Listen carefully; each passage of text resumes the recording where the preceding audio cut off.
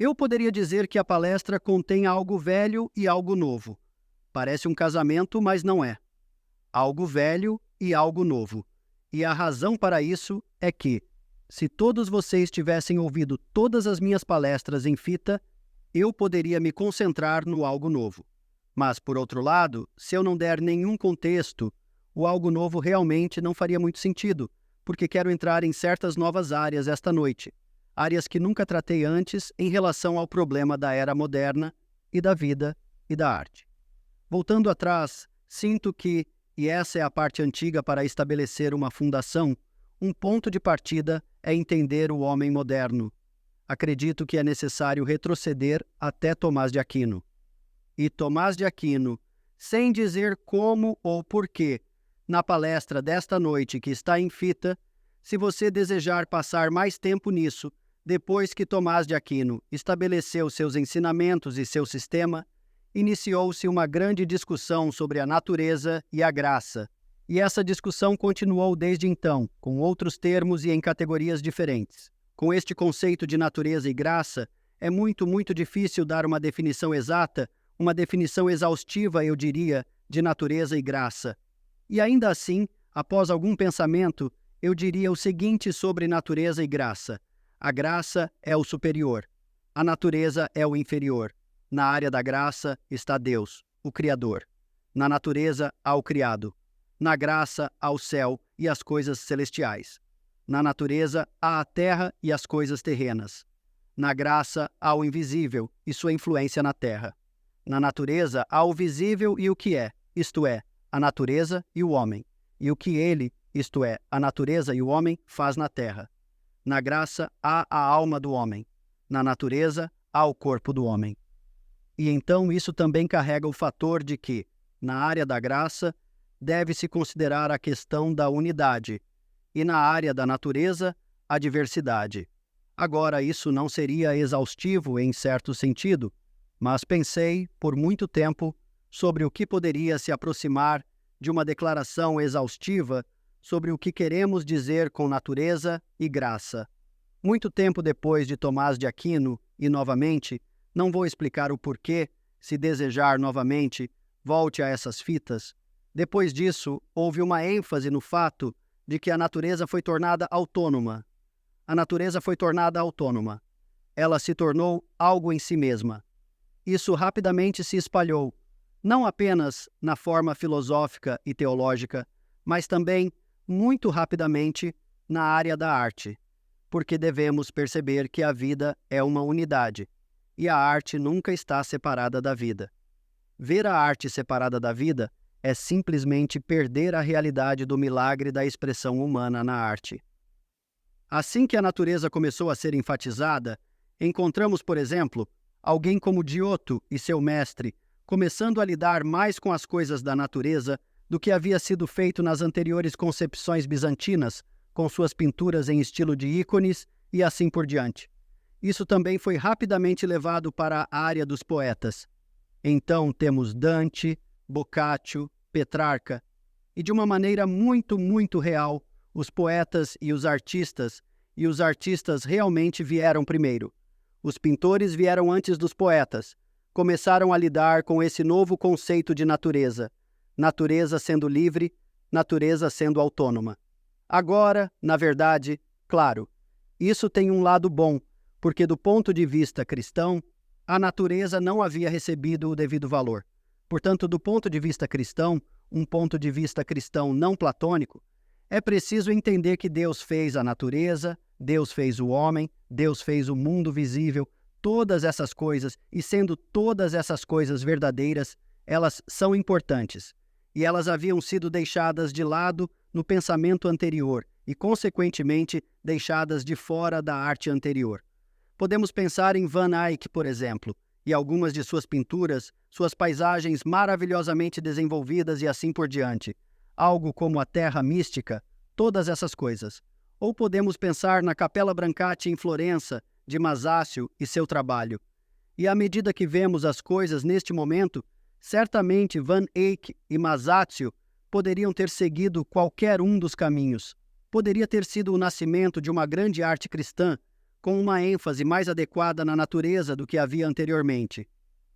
Mas então chegamos ao primeiro de 2 princípios sobre os quais falarei esta noite, levando diretamente ao homem moderno e seus problemas práticos e problemas artísticos.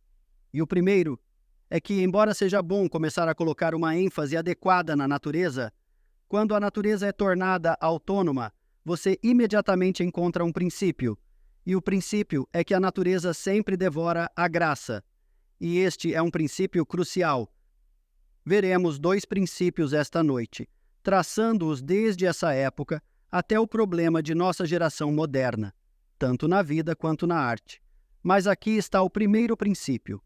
Quando a natureza é tornada autônoma, ela é separada da autoridade de Deus e da autoridade total de Deus, e logo a natureza começa a devorar a graça. Agora, ouvimos o doutor Rookmaker esta semana, e ele mostrou como alguns dos pintores começaram a usar suas amantes como modelo para Maria.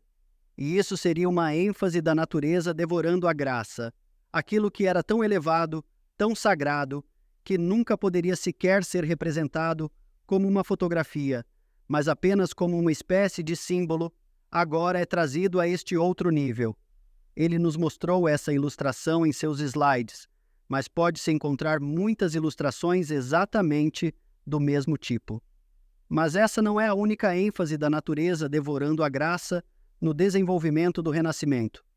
E isso é, você encontra que logo há escritores divididos em 2 tipos de escrita.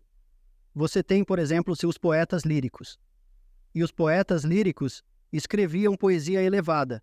Então Dante olha para uma mulher e ele se lembra dela por toda a vida e dedica tudo a ela, mesmo que a tenha visto apenas 1 ou 2 vezes. Poesia lírica, alta e distante e separada da vida. Mas em contraste com isso, havia a poesia cômica e os romancistas.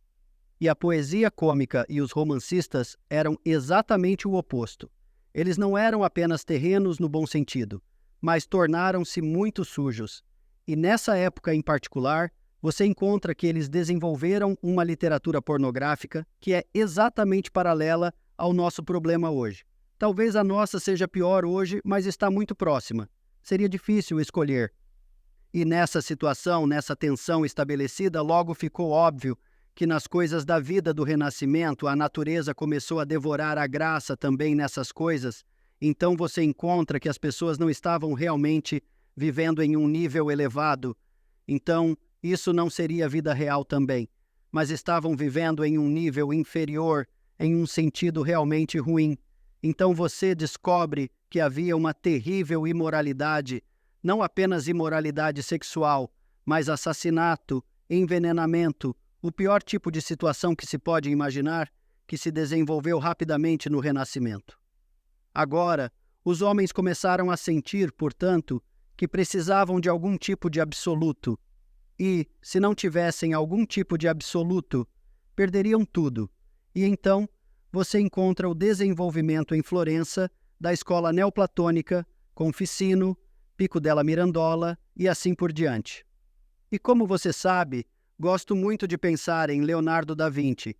Não é porque não haja outra ilustração, mas a dele é tão clara que me parece ser a que quase sempre deve ser tomada.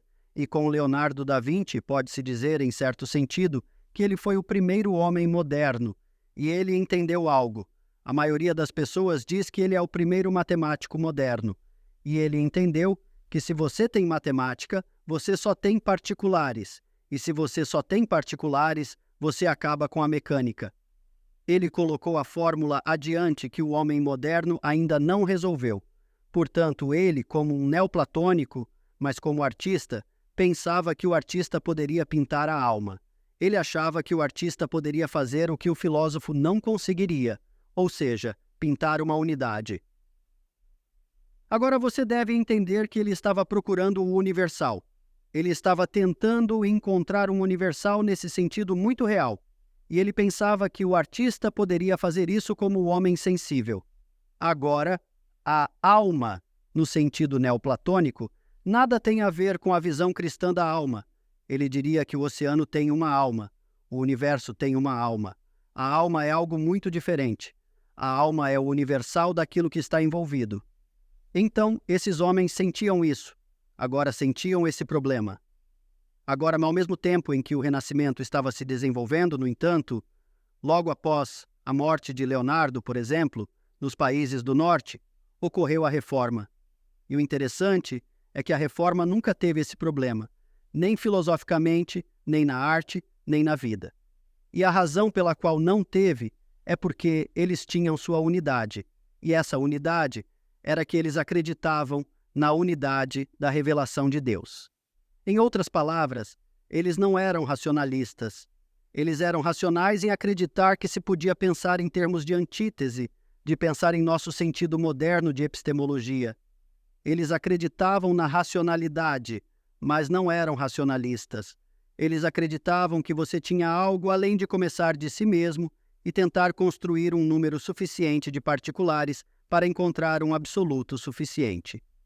Portanto, eles acreditavam que existia uma escritura e que Deus se revelou. E eles acreditavam que Deus falou verdadeiramente sobre duas coisas.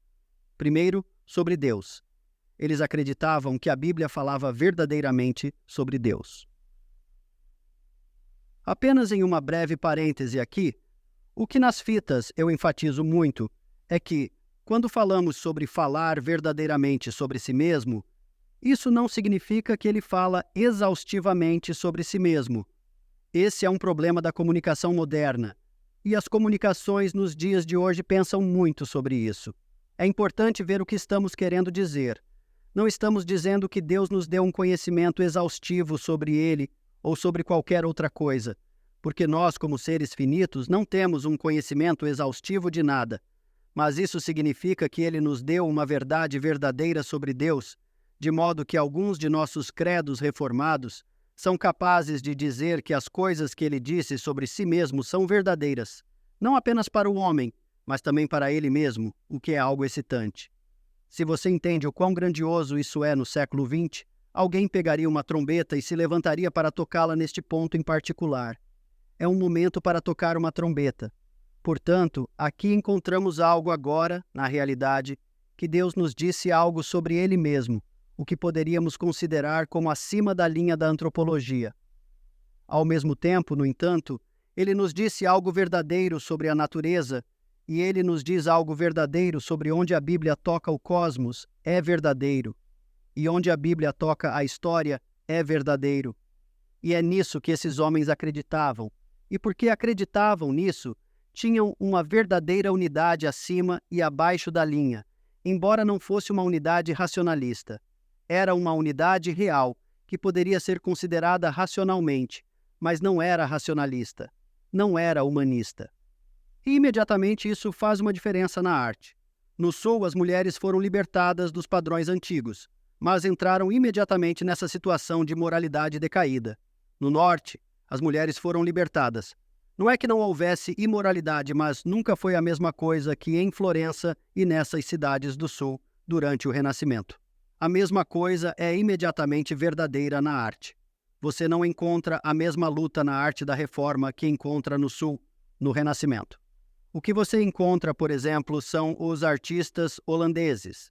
Os artistas holandeses entendiam que havia uma unidade e que, como tal, havia universais. Deus havia falado, e assim o que você encontra é que os pintores holandeses eram capazes de pintar a natureza com uma liberdade tremenda. Uma liberdade tremenda. A mesma coisa é verdadeira com a música alemã, a música luterana. A música luterana traçando seu caminho desde o próprio Lutero, com Walther, Schütz, Buxtehude, Bach. Todas essas pessoas tinham unidade e diversidade em sua música.